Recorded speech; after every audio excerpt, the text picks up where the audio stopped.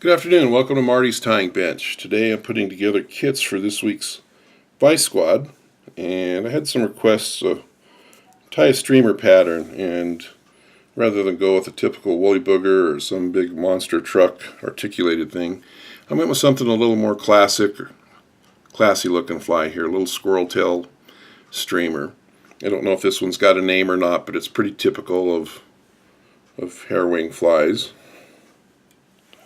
I'm tying it on a size 8 hook. This is a Dai Riki 700, size 8.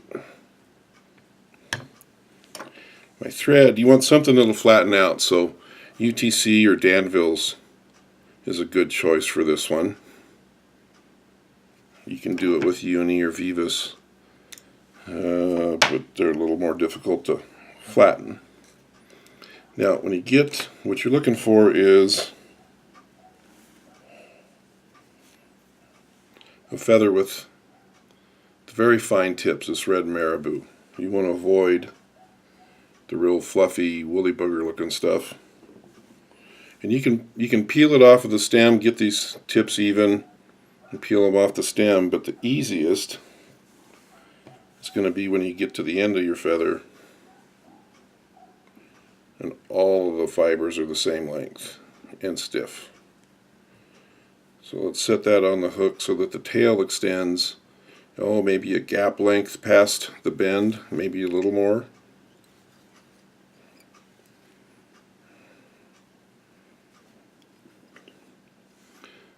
There, that's going to look good.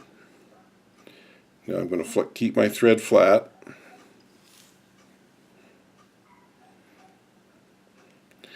And I'm not trying to make touching turns. I just don't want a whole bunch of lumpy turns, so this flattening business is pretty good. Now when I get to the back, I'll just come right back forward to prepare for the next step. Now you want to hold this at an angle, and if you cut it at an angle, you'll be able to work your thread right down that taper without any steep drop off. That's a good little trick. Now for ribbing, we're using a Danville's oval tinsel. This is a relatively fine tinsel, and ideally you'll tie it on the bottom of the hook shank.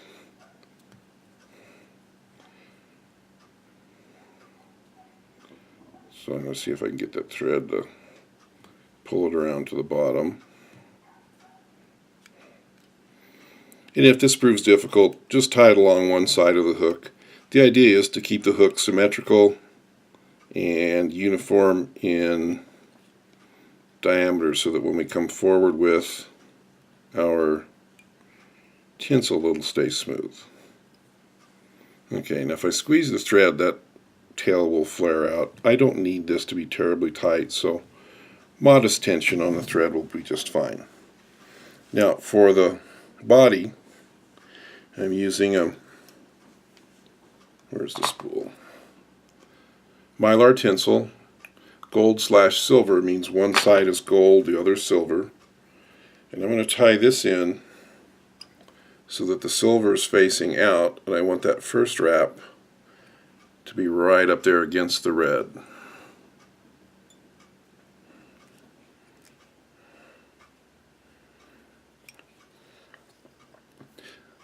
One more travel from length to length, this time from back to front.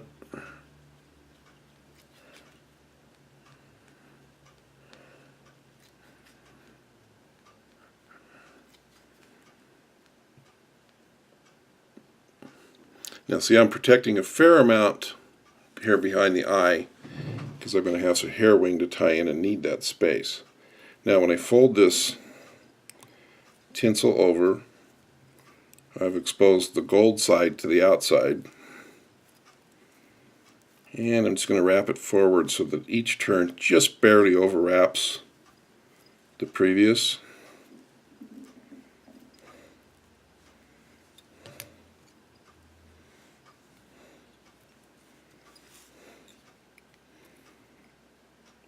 And let's get a couple security wraps, because once I snip this tinsel, I'm at risk if I bump that bobbin. If that comes loose and that tinsel comes off, I've got to back up and almost start over.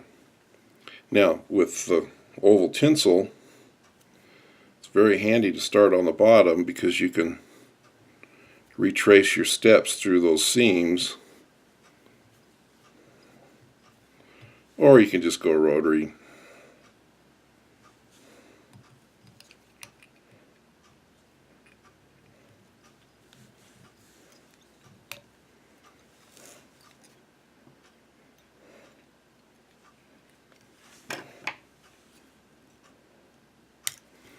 Looking good. Now, the pattern I found online had a little bit of white calf tail for an underwing, and that's kind of messy. It's not really a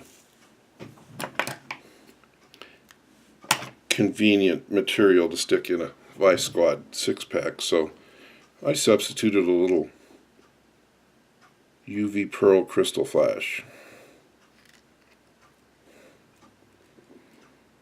Let's pull on that so those things are shorter than the eye. Got about 5 strands of it.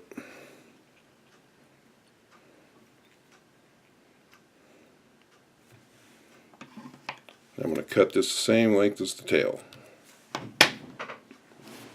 For the overwing, we're going to use the squirrel tail. And your kit will have a little section of tail. And what you're going to want to do is peel out a bundle that feels, about like a round toothpick. Now, before you tie it in, what you're going to want to do is pinch it by the tips and stroke any small fibers out of there. You want all of the fibers to be full length. Now, the tips on this one are pretty even. If they weren't, I could put it in a hair stacker and tap it a few times. But I'm just going to tie this one in as is. I'm going to set this up so that it's now just a little bit longer than the red tail. And I'm going to make that first wrap way back here. Stay away from the eye. Because what I'm going to do is I'm going to reach in here and make a cut, and I don't want to accidentally cut that black thread.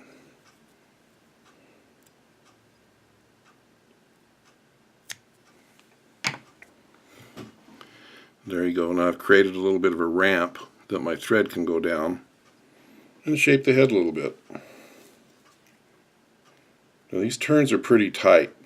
Hair is slick, and if 2 or 3 fibers of this hair wing fall out, no big deal. If 10 or 12 do, it's going to be loose within there, and the rest of them are going to want to come out. So you want to keep those things good and tight. Double check, make sure they're right on the top of the hook. Now I'm going to flatten the thread and make a couple more turns to the back until the thread wraps match up with the black ones that were. See the difference between the black on top and the black on bottom? I'm just going to come back until they're even. And then immediately start forward. And with that flat thread, I can shape it a little bit. And here's the cool thing. I usually use 3 or 4 turns on a whip finish. But with this one, if you keep the thread flat and don't make too many turns, I can make those turns go from the back to the front and finish shaping, and it'll still slide through. Now it's ready for a couple of coats of head cement or lacquer. I'm going to use just a little bit of clear cure goo, and by little it's very easy to accidentally get too much on here.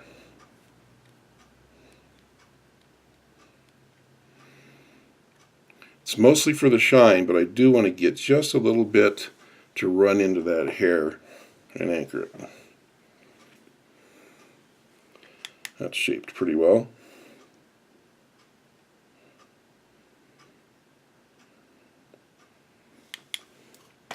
And there you have it. Good looking little squirrel tail streamer.